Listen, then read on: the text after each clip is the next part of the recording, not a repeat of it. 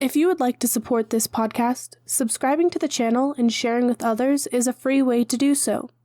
You can also leave feedback in the comments below or join my Discord. Disclaimer: this podcast is largely based on experience and opinion. Your own may differ. Please be respectful if you'd like to voice this. Also keep in mind this season was recorded in July and August of 2022, so information may be outdated or the guests may have differing opinions in the future. Welcome, boys and girls, to the first season of Say Chat, a group discussion podcast where we talk about games without taking up too much of your time. I'm privileged to be joined this season by a fantastic party of players who all take up the role of commander in Guild Wars 2's game mode, World vs. World. Would you guys like to introduce yourself? I can go first. My name is Sheff. I'm on Fort Aspen mode. I am a Scourge main for Knights of the Temple, and I am the backup commander for whenever Ruthless has something going on, and also for Hate anytime King Billyfoot has something going on. Both great guilds. I've ran with both of them. Kahmeena, do you want to introduce yourself next? Hello, my name is Kahmeena, or you can call me Drew. Whatever one is good for you. I am brand new commander on SBI. I was formerly from launch of this game until 4 months ago on Jade Quarry. And I've been playing the game since literally day one launch, and I'm a very seasoned Guild Wars 1 veteran. Who are you currently tagging up for? I'm tagging up for Heartstuck. Holy, you're next. Hey, how's it going, guys? Holy Azure here. Just your local Pugmander. Currently in Caning. You'll see me in World vs. World. Happy to be here. And then our last commander is Globe. It is indeed. Hello, guys. I am Globe. I am a competitive player throughout all game modes and getting into competitive World vs. World right now as well. You'll see me around EU, trying to command mostly the reset time and whenever I'm free. So I hope you can join me for that. Thank you guys for joining. I'm actually really excited to have you guys all here. To everyone in chat, I'm quietly the host of the podcast on a mission to get people to join conversations around them when it comes to games, especially the important ones like World vs. World Commanding. This season, we're going to be covering a lot about motivations and style to like mindset and advice for starting out in commanding. Before that, it was brought up that we really need to talk a little bit about what the game mode is and what really makes it special to people, right? It's really something unique. It's a cornerstone, as ArenaNet says. So let's talk a little bit about it. Globe, what is World vs. World? World vs. World is an amazing game mode in Guild Wars 2. I haven't been playing it that much, however I am getting into it, as well as commanding it on EU. It's very unique in a style that not many MMORPGs have anything like it. World vs. World just scratches it where you need it. It's PvP, but big scale. And you know what that means? A lot of action, a lot of heat, some toxicity, and a lot of fun. Yeah, for the other commanders in chat. You agree with that kind of definition of World vs. World? Do you see it as something else? What are your guys' thoughts? I mean, so as an old school player who played Dark Age of Camelot, Warhammer Online, Star Wars Galaxies, which is the greatest MMO ever made, sorry. World vs. World is an itch that, it's true, it's an itch that can't be replicated. There's so few games that want to do large-scale conflicts or can handle large-scale conflicts that, you know, all those games that I mentioned are not around anymore. They're either private servers or they're gone. Guild Wars 2 is one of the very few that fill that niche. I think it's relatively well done in Guild Wars 2. Yeah, like Kahmeena and Globe said, the thing that definitely got me into it was the scale. Like the first time you're on Eternal Battlegrounds and you roll up to Stone Mist Castle and there's like a 50v50 fight going on, you're like, oh, wait, this is really cool. Like, I don't know what's going on at all, but this looks fun. Oh man, you always remember it, right? Yeah, even the first time like you just see a map queue, it's so many people. Your first reset where you end up sitting in map queue for an hour. Oh no. Yeah. Okay, so we know World vs. World is this kind of large scale battlefield. Why do we want to talk to you guys specifically about this? Like, I could have just pulled anyone off of World vs. World, right? And gotten the same type of answer. Like, why do I want to talk to commanders specifically about World vs. World and this subject? Why is it so important?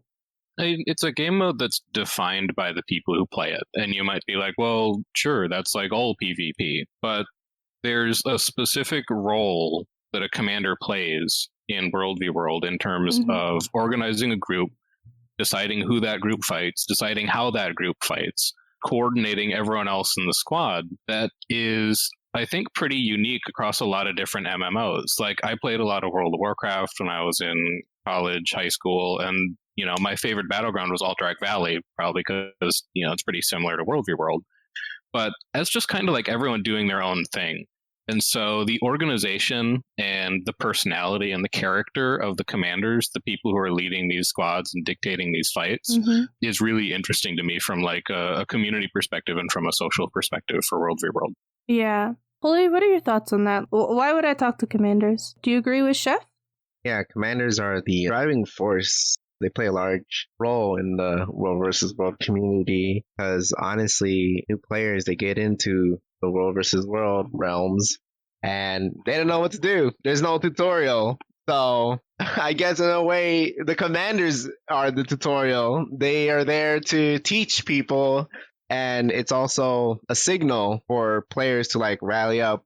Where's the action? Where we're going? Where are the other players? Because it's kind of lonely when a new player gets into the Red Borderlands portal and they see no one. They don't know where to go. But if they look at the mini map, you'll see the commander icon, and they'll be like, "Oh, I wonder what's over there. Let me go over there," and that's where they meet the commander. Yeah, I agree. And plus, like in PvE, they probably know what commander tags are already generally, so it kind of helps that they know that commanders are the people that they can go to ask questions and stuff like that, which makes you guys a great field of reference when it comes to World versus World, because you guys usually know a lot about World versus World.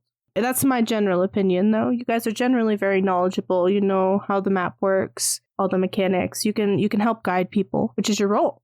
Yeah, that's the biggest thing of work, I think. What do? They lead. For what the name states, right? It's more true than any other game mode, I think. Our goal as a commander is to lead. Well, the overall objective is to win fights.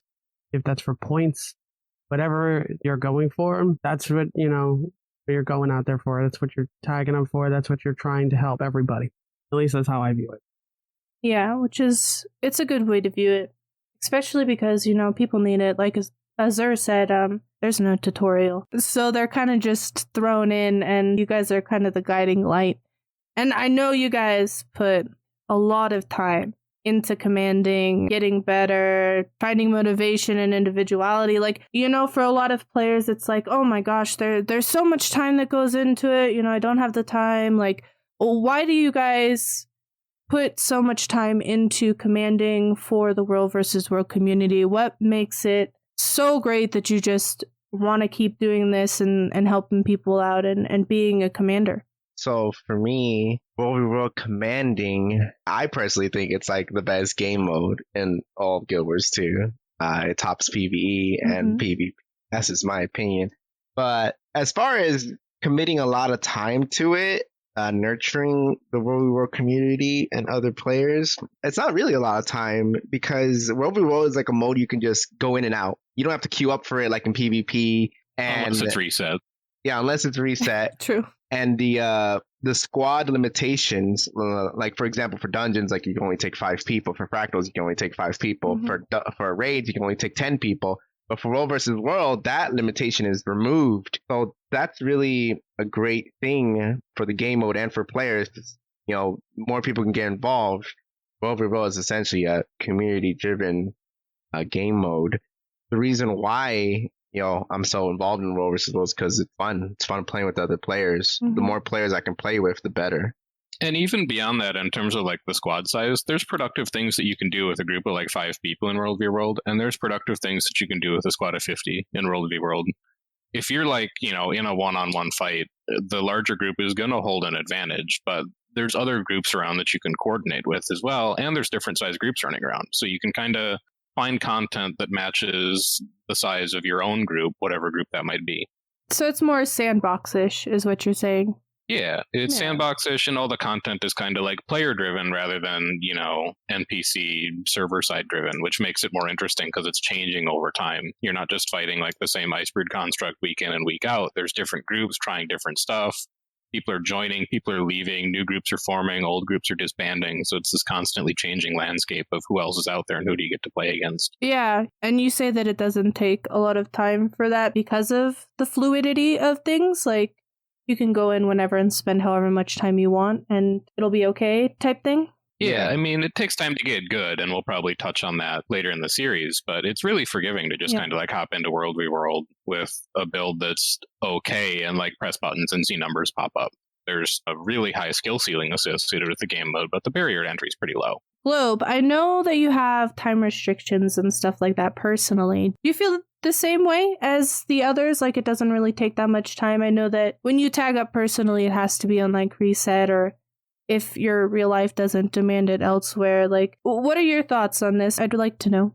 Yeah, definitely. The commanding for me, I do it because it's just fun. I get to put all of my knowledge that I learned about the game and put it up against different players. Mm-hmm. That's how I see it, and that's why I want to put time in it. Okay. Obviously, I don't have much time. However, once you get your build going, you can literally just hop in, start playing. There's really not much to it. You can tag up anytime. You can try and get as many people as you can, whether it's just 5 people at roaming party or a full 50-man squad trying to get the juicy Stone Mist Castle or a garrison on another border. So the consensus kind of seems like it actually isn't as time-consuming as everyone thinks it is. But do you think there's a lot of... Just getting rewards, sadly. Yeah, that's true. I mean, you get that extra pip, right?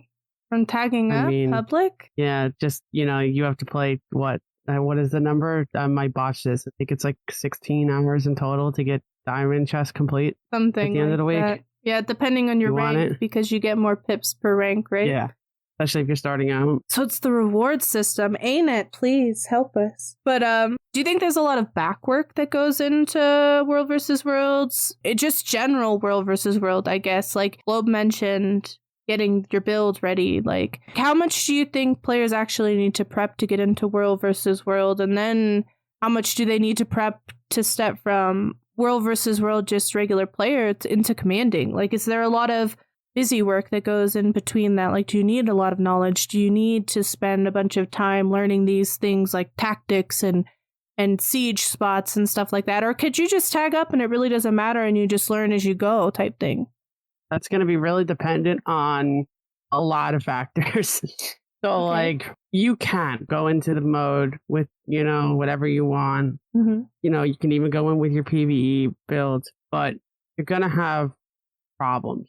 That's the same thing if you went into PvP, right? Like, if you went into structured PvP, if you don't have a game plan, it's going to be hard.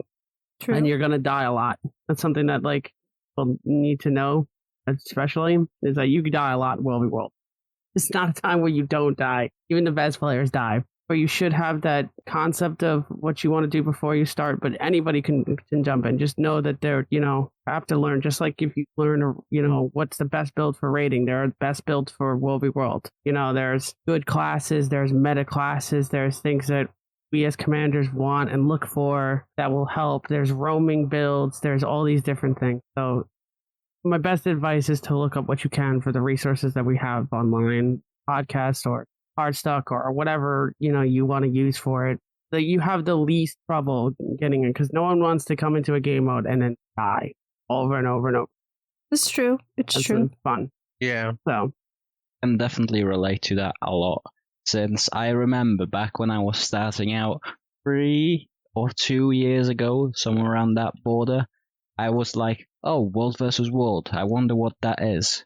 I went with my full Berserker Dragon Hunter build from PvE raids and just got demolished. Oh no.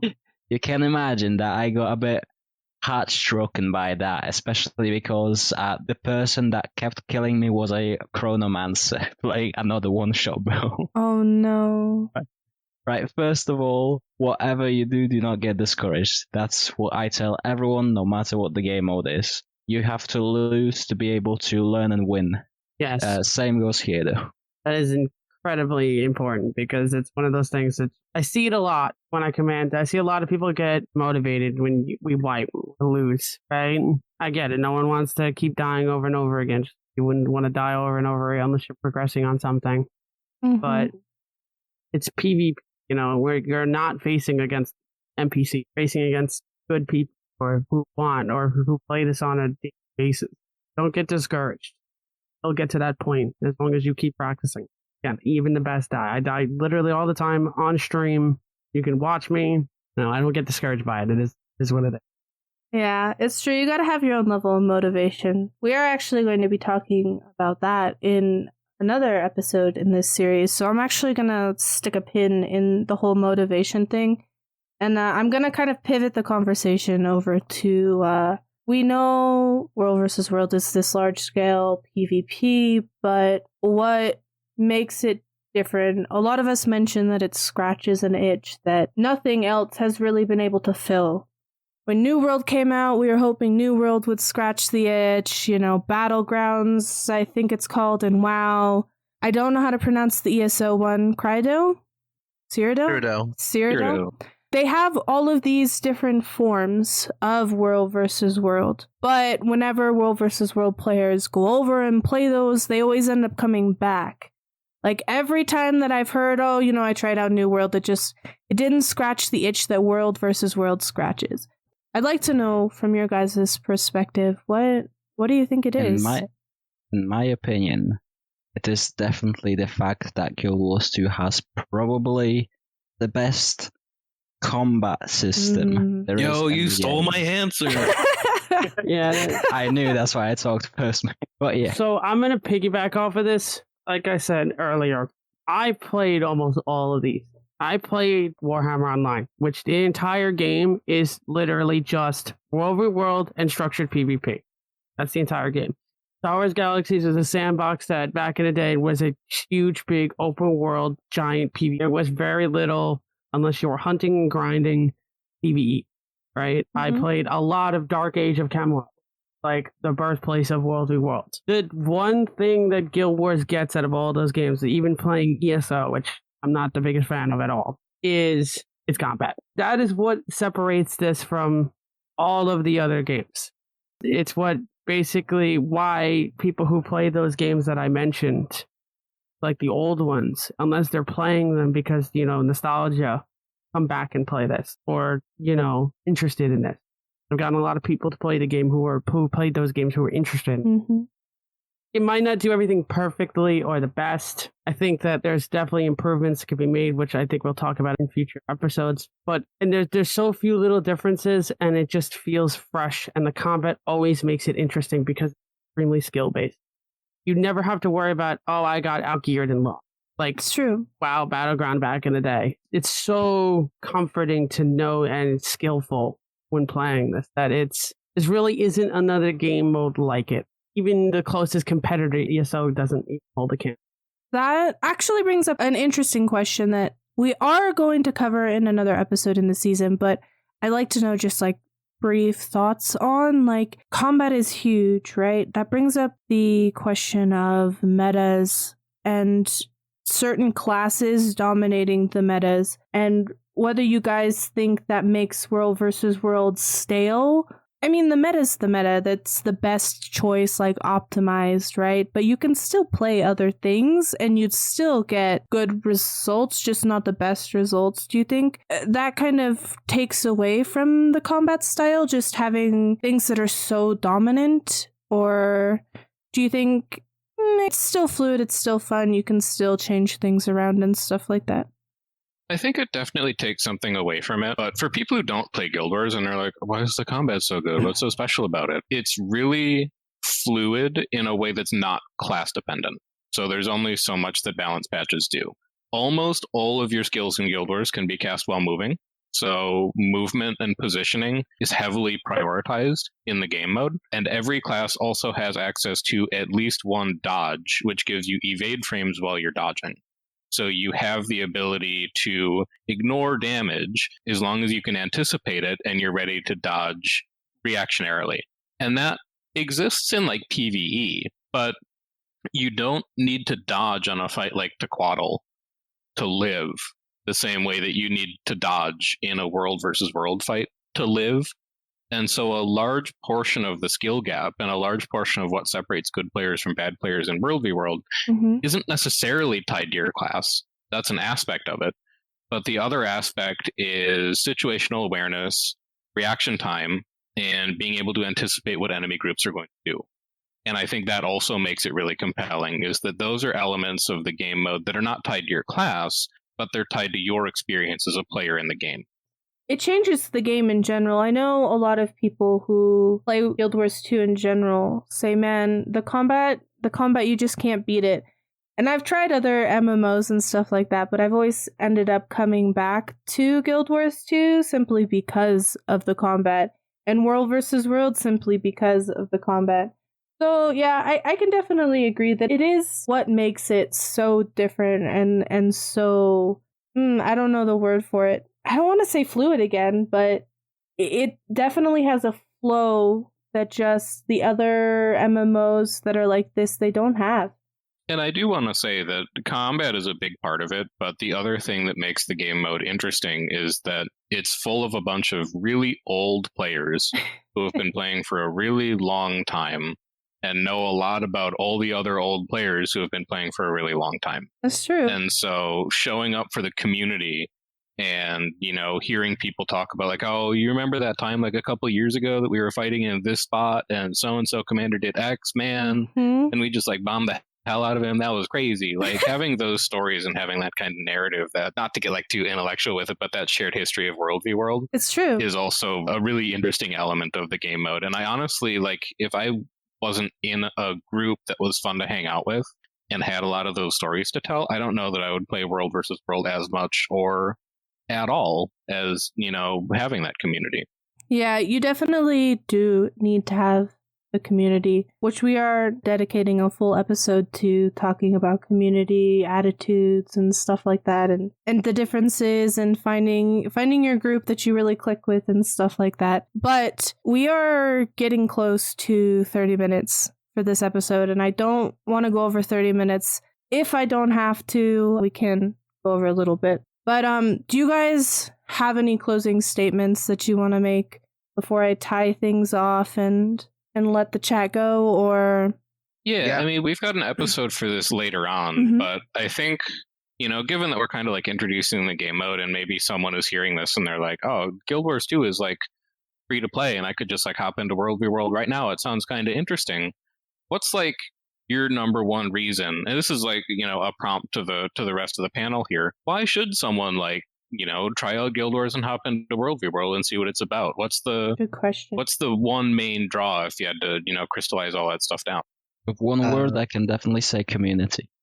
Think of World v World like getting online FPS, Call of Duty or Battlefield, whatever. But instead of that, it's medieval. So just get on Guild Wars 2, you hop on the World vs. World, and you got this giant open field medieval battle that you can have here. That's really what got me interested in it. I like living my medieval warfare dreams. Yeah, if you're a fan of like, what's the game, Chivalry? Is that the one that's like, you know, like hardcore medieval? But if you want to play like a fantasy chivalry, World v World is like the place to be for that game. With better combat.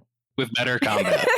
I think my answer would be almost community. And I'll talk about this more, get to motivations. Okay. But I think it's people that you meet, especially in this game, regardless if it's World v World, PvP, or, you know, PvE.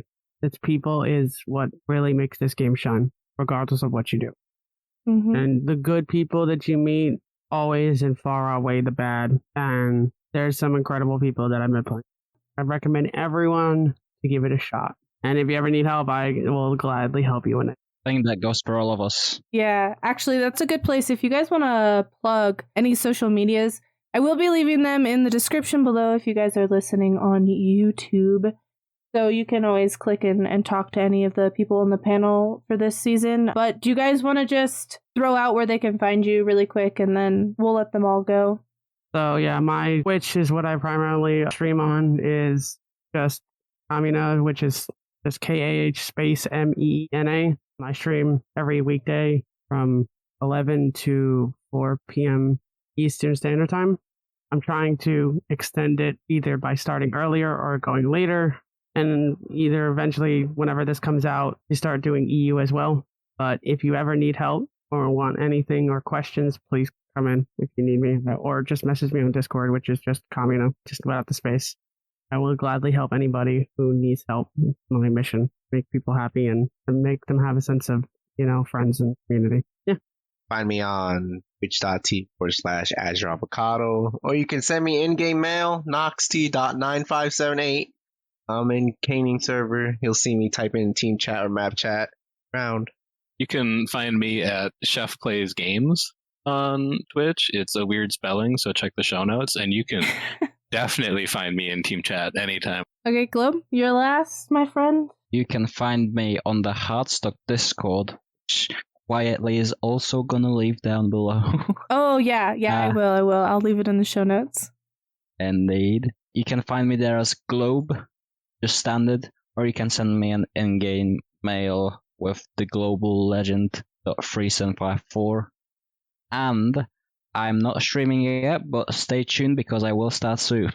I'm very thankful for you guys for being willing to talk about the subjects that we're going to be talking about and joining and stuff like that. The rest of the season, we have some really, really interesting subjects that we've all been spitballing and talking about behind the scenes to get ready for everyone. If you're listening on YouTube, I'd love to know all of your guys' thoughts. I'm sure all of us would, on any of the questions, on any of the comments that the panel made, anything that comes to mind. We're always looking for more perspectives and people to talk about when it comes to World versus World, trying to get more people involved in the conversation. Next episode, we'll be back with Commander Motivation, so be sure to hit the sub button to get notifications for when that's live. Anyway, we'll see you around next time, chat.